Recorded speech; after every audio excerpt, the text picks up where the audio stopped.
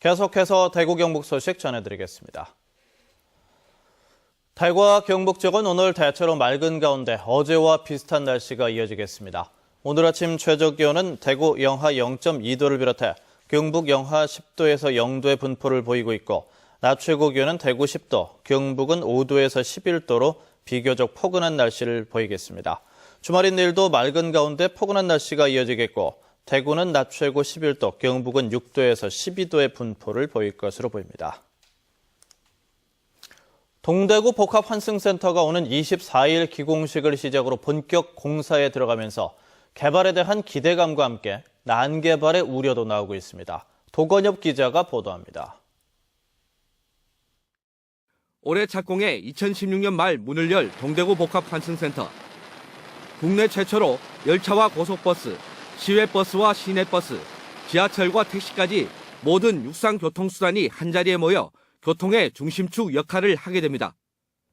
신세계 백화점과 테마파크 등 다양한 부대시설까지 들어서 유동인구가 하루 25만 명에 이르는 새로운 도심으로 자리 잡을 전망입니다.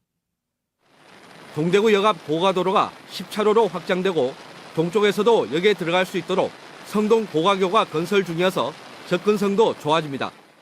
영남권 대표 랜드마크 시설로 한층 더 대구 도시 위상을 높일 수 있는 것으로 생각합니다. 환승센터 주변 역세권 개발에 대한 기대감으로 오피스텔이 잇따라 들어서고 있고 노후주택의 재개발과 재건축도 활발해질 것으로 보이며 대로변 땅값도 들썩이고 있습니다. 지가가 상당히 많이 오르다 보니까 매매에 대한 그 기대 심리에 비해서 땅값이 너무 많이 올라 있기 때문에 거래가 지금 잘 이루어지지 않고 있는 이런 실정이고. 역세권 주변 개발을 적절하게 통제하지 않으면 난개발만 부추길 것이라는 우려도 나오고 있습니다.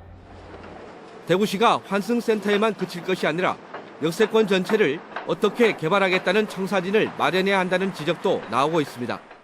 동대구 역세권 전체에 대한 올바른 개발 방향을 어떻게 하고 각 지역 지구별로 어떻게 개발하겠다는 전체적인 장기적인 밑그림, 그다음에 마스터 플랜을 좀 그리고 또 동대구 복합환승센터가 동남권의 교통 거점 역할을 할 수 있도록 환승센터 맞은편 고속버스 터미널 자리를 2단계 환승센터로 활용하자는 주장도 나오고 있습니다. MBC 뉴스 도건엽입니다. 오는 6월 지방선거에서 구청장과 시장, 광역의원에 출마하는 예비후보자들의 등록이 오늘부터 시작됩니다. 여권은 난립하는 후보들 간의 공천 경쟁, 야권은 인물난이 예상됩니다. 이상원 기자가 보도합니다. 달성군을 제외한 대구 7개 구청장, 경북 23개 시군 가운데 군 지역을 제외한 10개 시의 시장, 대구시 의원, 경북 도의원에 출마하는 예비 후보들의 등록이 오늘부터 시작됩니다. 대구, 경북 모두 새누리당 텃밭이어서 새누리당에는 벌써부터 후보들이 난립하고 있습니다. 공천이 곧 당선으로 이어질 가능성이 높기 때문에 그만큼 경선이 치열해질 것으로 보입니다. 광역장은 제외한 나머지는 책임당원 50%, 일반당원 50%가 여론조사 50% 이래 한다는 거죠. 야당은 인물난이 심합니다.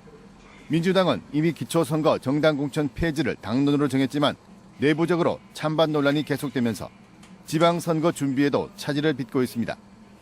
공천 내에서 조금 이익을 보더라도 이제 정계 개편이나 한 1년 안에 무슨 여러 가지 문제들을 선거에서 민주당이 차지한 입장, 그리고 더 어려우실 거거든요. 지금 시국이. 무소속 안철수 의원이 주도하는 새정치연합은 다음 달 창당이 되더라도 후보를 내기에는 다소 시일이 걸릴 것으로 보입니다. 정의당, 통합진보당 등 군소정당들도 후보 영입을 위해 움직이고 있지만 등록 후보들의 수는 많지 않을 것으로 보입니다. MBC 뉴스 이상훈입니다. MBC 생활뉴스를 마칩니다. 고맙습니다.